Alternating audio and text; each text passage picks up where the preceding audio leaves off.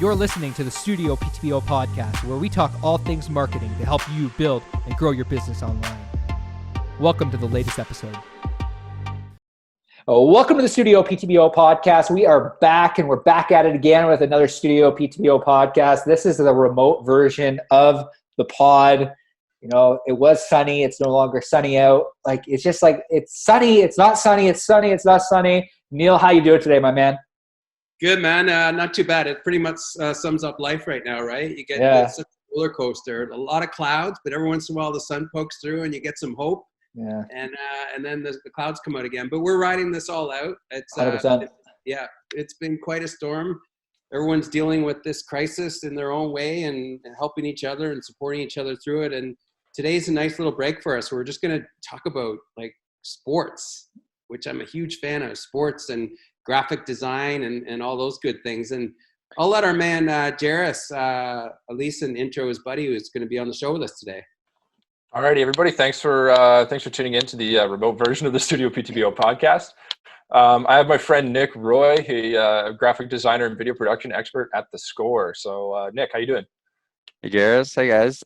Thanks for having me. I'm really excited to be on here. Yeah, it's great to have you on. So the reason Jairus is our producer on our show, and you guys met originally in Belleville at the Belleville AHL team. You guys were in charge of graphic video production, or walk me through that and how you guys collaborated on that project. So Nick, you go. You want to go ahead, Jairus? No, you go for it.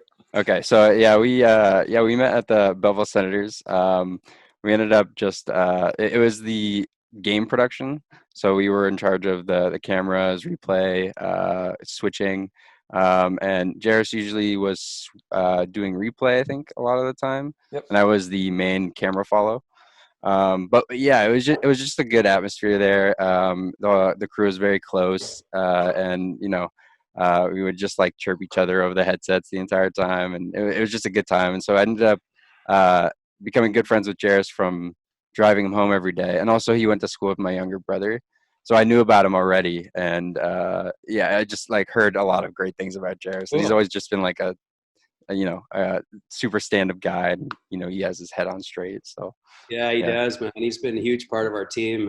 Like just great guy and super talented. So what was harder for you guys to do? Was it replay? Was it your role, or was it Jairus's role? Or Jairus did replay and you did live camera? Yeah, I like to think my job was pretty easy. I basically just watched hockey because, I've been working with cameras for a long time, so I just basically followed the puck, and so I just watched hockey. So Jairus definitely probably had the harder job a lot of the time. I guess, yeah, definitely. But you ever fall asleep, Nicholas, on the camera? Never fall asleep. I go into basically automatic mode. So kind of. I'm just like, I'm not thinking while I'm doing it. So yeah, it becomes automatic. Yeah. So tell us about this transition then. You landed at The Score out of school. Where did you go to school? So I went to Loyalist as well. I graduated the year before Jairus started, I believe. So yep. I'm a few years and I think Jairus, are we around the same age? We're the same age. Yeah, so Jairus just started a little later than that. I did. He was a mature student. Yeah. And then I actually ended up working at another place called Prime Focus Productions for. I was actually there at the same time as Belleville Sens, so I'd work during the day at Prime Focus and then Belleville Sens at night, just to get as much experience as I could.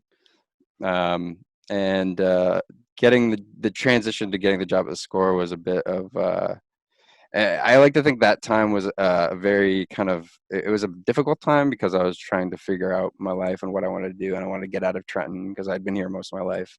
Yeah. So even though I liked the jobs that I had, it was more so just like I needed to move to just expand my brain a little bit. And I just kind of lucked into the job with The Score. I saw an application for it. I applied, and I just happened to have the right skill set at the time for what they needed. And they were looking for, it was an entry level job. And from there, did a few interviews with them, and the rest is history now, and I'm loving every day now. That's cool, man. Like, so like, what does the day-to-day look like, like in regards to, you doing graphic design and video production for the Score? So like, what does that look like, on a daily basis? Obviously it's a little bit different now because we're all stuck remote. Even Jairus's job looks different than it did 6 months, like, or a month ago. And we're going through this really like weird time right now, but I'm curious to know, what did it look like back when you were in office, and what does it look like now? When I was in office, it's oddly not crazy different, Okay, cool. because a lot of time I'm just spent in front of a computer anyway, right? So it's a lot of time in Photoshop. So, and I get all my assignments basically through email anyway. So it's not crazy different for me, luckily. It's actually kind of nice a little bit because I get to just like stay in sweatpants and do all my work. But I do like, being around people and having the meetings. So it's a little weird not seeing everyone that I see every day. That's more so what's kind of strange. But as far as the actual work goes, it's not much different. How are you doing collaborating every day, your staff, or do you do daily or hourly Zoom calls and whatnot, or how do you keep tabs on each other and who's doing what? And Usually we use GChat just through Google. That's how we like keep in contact a lot. If we really need to have a meeting, like we'll go on and we do weekly meetings for the MMA YouTube channel that we work on, and that's probably the most that we would need to actually meet. But right now it's pretty easy to just do everything through GChat right now for us. Yeah. And where are you finding content now? Because there's no sports to cover anymore. So what I'm seeing a lot on social media is just flashbacks to retro moments, which is great nostalgia. And the Raptors run from last year has been replayed now. But how long can you milk that for? And how much has the strategy changed now, the editorial strategy? What's been the game plan there? It's just being as creative as we can, trying to come up with new content, and we have a great editorial staff that are very creative in that sense, and they're always finding new ways to different perspectives to kind of look into and experiment with, and they do that constantly, not even during this whole thing that's happened. Like it's during off seasons, they're doing the same kind of stuff for different sports, the stories about the past and certain players and where their future could go, and so there's always a lot of content to cover, even if there's not a lot of sports going on, and those people are great there for coming up with that stuff. So it's not that much different than other downtimes in the year. You're saying that you kind of were in that mindset of what to do. And exactly, yeah. Like if it's off season for basketball, they're still producing basketball content. They're just they have to be a little bit more creative on what they're talking about. Usually, like they'll talk about like free agencies or contract extensions or whatever going. There's so many different players that you can cover, right, for different stories of what's going on. Like Tom Brady was huge during when it started, the whole COVID thing. So there's always still going to be that kind of stuff. And obviously there's so much history in all these different sports that can be covered. So there's always something. Now we have a ton of we have a ton of graphic designers and freelancers in our network in our world. I'm curious to know, like, you landed the job at the Score. For a lot of people, like a lot of graphic designers would be like, man, like I would love that opportunity. It's like, I'm curious to know kind of how you lucked your way into it. And then the second part of that question is like, what advice would you have to a freelancer that, right now the work is potentially drying up for them? So, what advice can you give them to continue to stay innovative in the time of crisis? I just think it just comes down to just a work ethic, right? Just always grinding and not giving up. And that was the one thing when I was in my time between, working here in Trenton and trying to find a job in the city and wanting to move out is there was I was sending out resume after resume after resume and just not getting anything back because my experience wasn't really up to par. But I felt like my my quality of work was, it was just on paper. It was a little hard to get that across. And then uh, eventually, after sending out all this bunch of resumes, I found the job at the Score. And so I think the one thing I learned from that was just never stopping the grind and always, striving to get better and not giving up on yourself. You know what I mean? Yeah, no, I love that. Me and Neil have been talking about that for the last little while, but it's just this concept of and it's funny because we had Kathleen Black on our show. She's a real estate coach yesterday. Mm-hmm. And she talked all about just this idea where it's like, there is no stop and start. Like, it's like, you can't just stop going to the gym for 3 months and then expect to pick up the same amount of weight and not to hurt. Exactly. So when in 3 months, when you're headed back to the gym, Jairus, it's going to hurt. That is. Absolutely. Nick, I have a question for you as well, actually. Sure. So the amount of content that you created before you got the job at the Score, would you say that even now, creating that content while we have this downtime, do you think that's as important as before you got the job at the Score? Like, is that something that people should really continue to work on? So you're saying like for the same kind of question, like what people should be doing to practice during this downtime? Not only just practice, but continuing to put out content in order to showcase their skill, right? Oh yeah, I think right now is probably like the best time to be grinding, because think if you're stuck at home and you don't really have anything to do, and a lot of people are not working, especially if you're a freelancer. Now is the time to just like I every day when I'm at work, I'm always trying to find new practices and new techniques that are up to date. And it's not something that I think even you should do just because you have this spare time. It should be a constant practice, right? And now's a perfect time because there's a lot more people going to be online because not a lot of people are working right now. That you can showcase a lot more content. People are going to be watching a lot more stuff online. So I think it's a perfect time to be grinding. I agree. I agree. That's what Cody and I keep harping on the StudioPTBO Marketing Hacks group. Like, now's the time. Like, don't sit around twiddling your thumbs. Like, it's downtime, it's go time, it's learn time, it's innovate time, it's figure out all the stuff that you've always made excuses that you didn't have time to do. We'll do it now, or there is no excuses. It's 100% on you, right? I read, or Jairus told me that you filmed a mini documentary on an NBA player, Enes Kanter. What did that look like, and how did that come together? And just walk us through that. Yeah, so I got onto the project a little later, so I don't know how exactly we ended up getting in contact with him, but we have a whole few guys at the Score that kind of handle that kind of stuff, and then when they kind of decide on a project, then they'll come to me and this other guy Brandon that I work with, and we kind of are the more experts on the production side of everything, and then so we ended up flying out to Atlanta.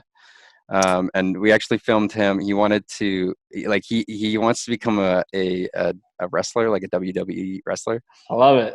And so we filmed him with Diamond Dallas Page for like 2 days. Yeah. Yeah. I'm a huge wrestling fan, man. So that to me is just awesome. It was cool. And I have a bunch of friends that are like crazy into wrestling, and actually ended up getting a video of DDP doing that for my buddy. He loved it. We went out there and DDP taught him how to wrestle for like 2 days, and we ended up having him like do this whole mock match at the end of the video, and it was just a fun video. Basically, it wasn't really anything to be taken too seriously, but I think that's kind of our brand at the Score is like we're not trying to be like ESPN or be Sportsnet. We're just trying to show these athletes as people, and like for example, we did a video with Marshawn Lynch a few months ago.